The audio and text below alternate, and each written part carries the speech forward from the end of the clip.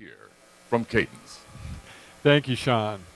So good afternoon. Hopefully you're past the post-lunch syndrome, and if anybody falls asleep in the audience, I'm just going to walk out and tap you on the shoulder. There are plenty of seats up front. Please feel free to come in and get real close. This is going to be a very exciting presentation. First of all, the title, Battle on the High Speeds. I saw that and I thought of Errol Flynn. Battle on the high seas, you know, he's got a sword and he's swashbuckling and he's got a line and he's coming down on the deck of the ship.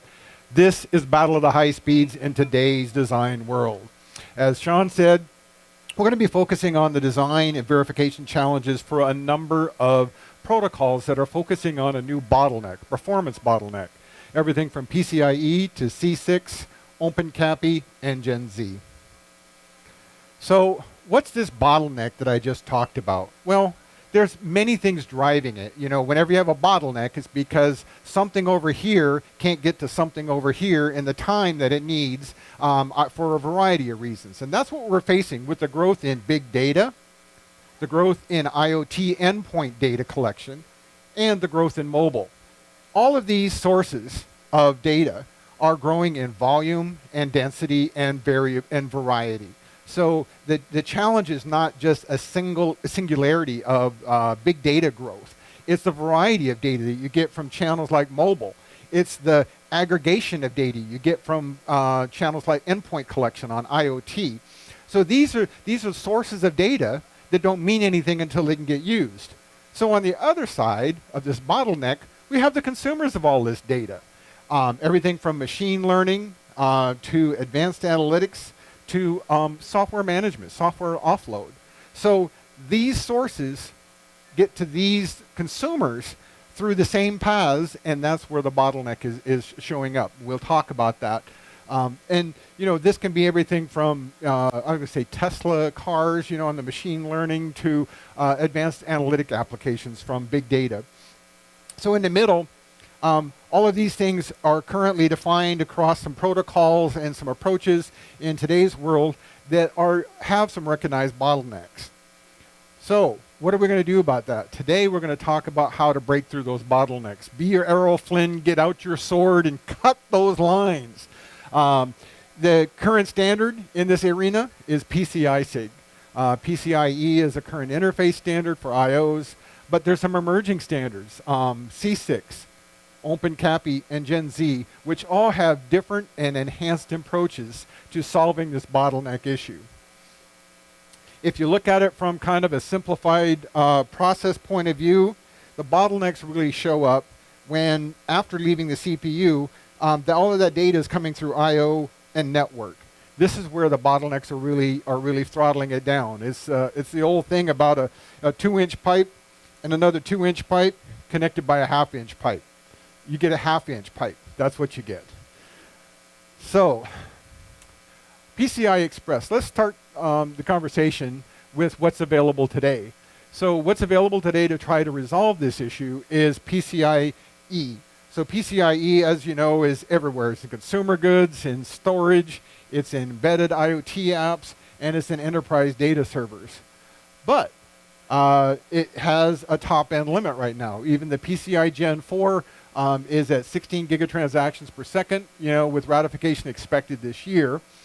It does address some of the bandwidth requirements with new applications like downstream port containment, precision time management. So it's doing its best to enhance its capabilities to address some of these bottlenecks. But PCIe is an I/O standard. It doesn't do anything for the network bottleneck that's on the other side of that. And that is where some of these other standards we'll talk about come into play. PCIe isn't standing still either. There's active discussions for Gen 5 underway, up to 32 gigatransactions per second. There's a proposed aggressive schedule to meet the bandwidth requirements as these alternatives like OpenCAPI and CCIX and Gen Z try to enter the market. This is the backward compatibility. Don't underestimate that in the success of the adoption of any protocol. You have a higher chance of adoption and success when you start with backward compatibility in mind, because you don't like to throw away everything when you first start out.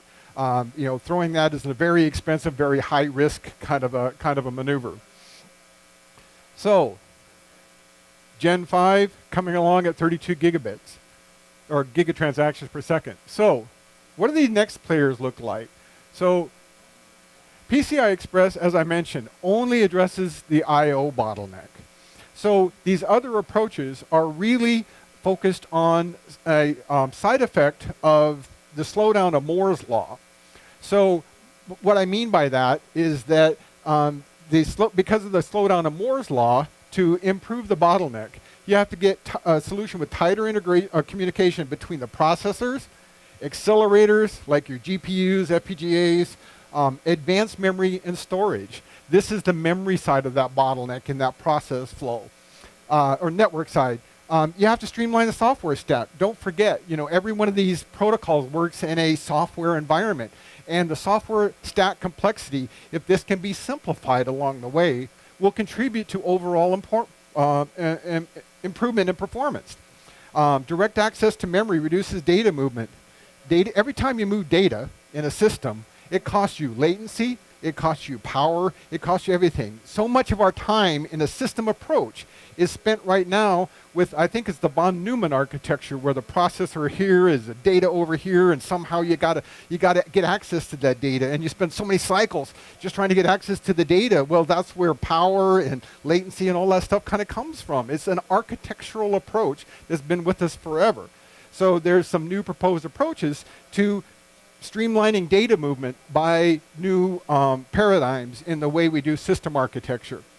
And then once you start to employ some of these, then you run square on into coherency issues, cache coherency issues just beyond processors. Because if you've got a distributed kind of a system with a pool memory concept, now you've got to worry about coherency between the different applications at the ends of that. So there's no free lunch.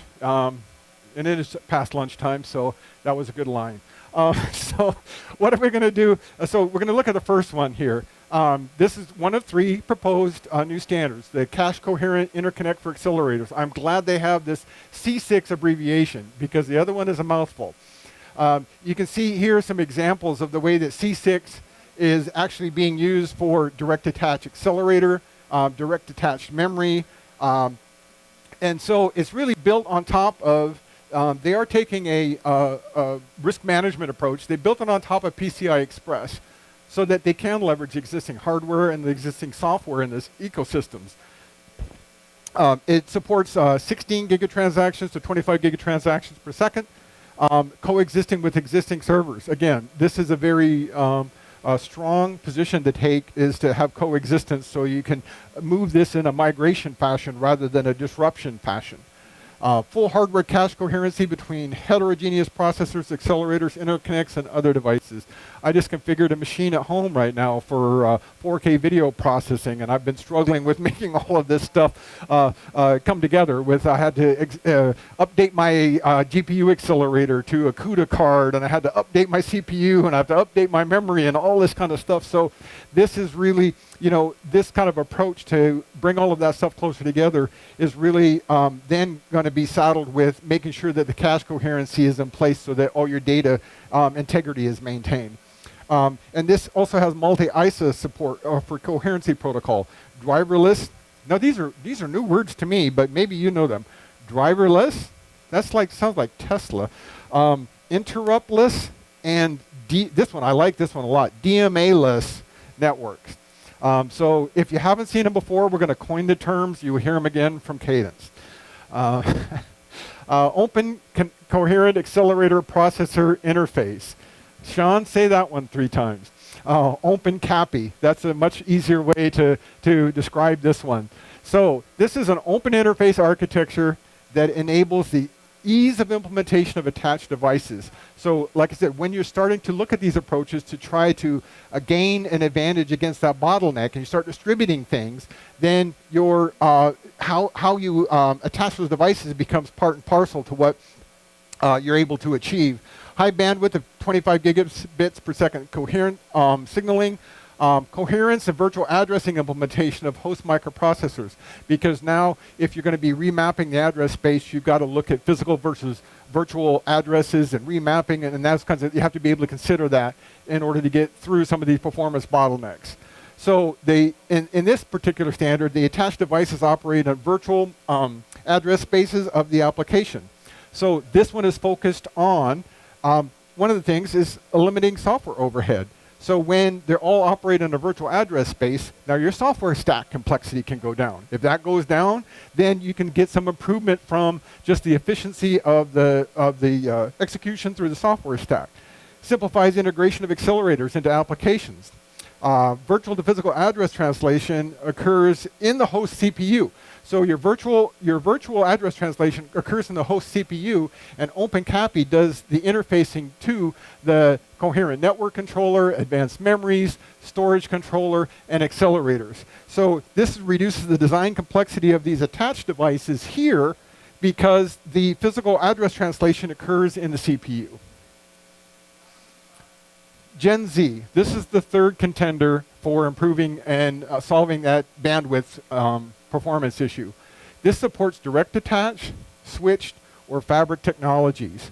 OpenCAPI is probably the broadest of the three approaches in that it spans the technology approach from direct to switched to fabric technology.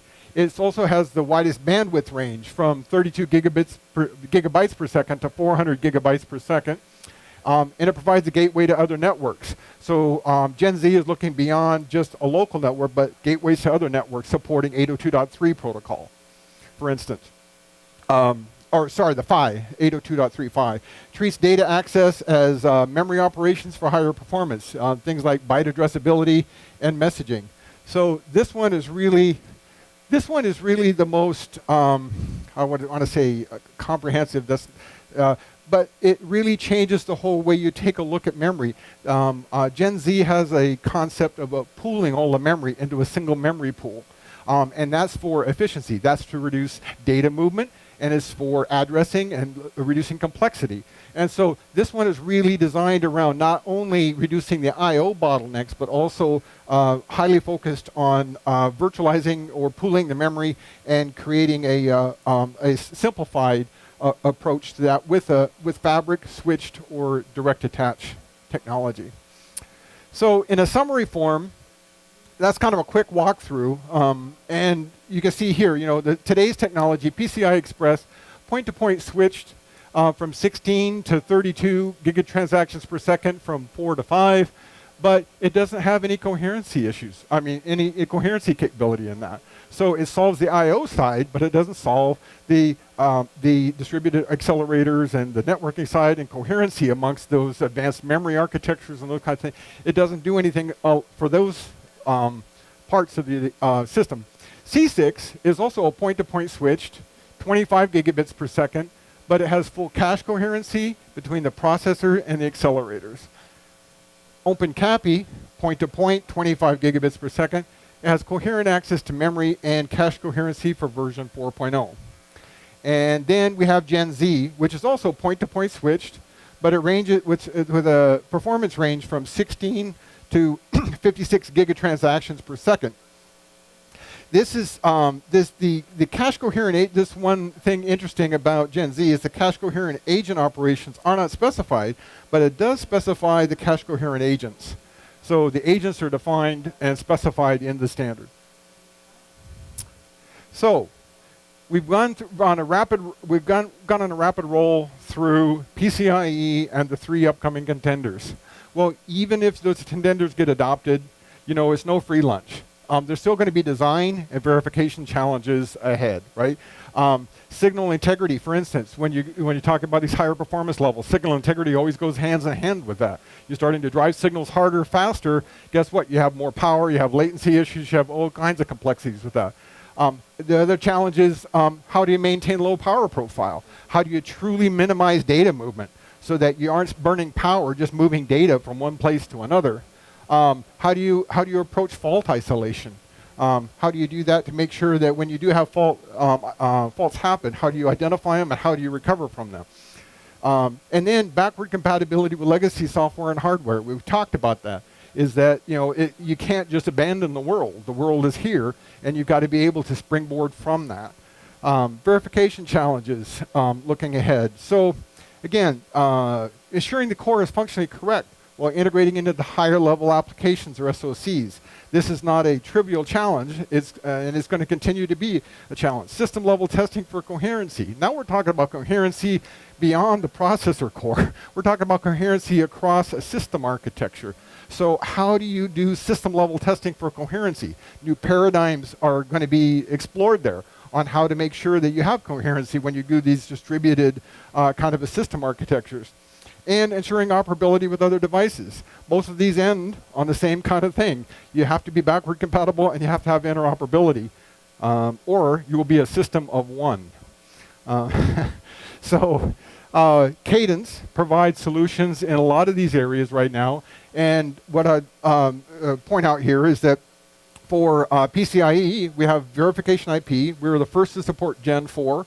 We have a really broad offering from Gen 1 through Gen 4 with multi-root, single-root IOV support. We are first to market with CCIX VIP. So this provides now IP to system-level verification. We also have tools. As you know, the complexity of verification right now is growing dimensionally, and we have tools for compliance test suites, coverage, verification plans in our PCI triple check product.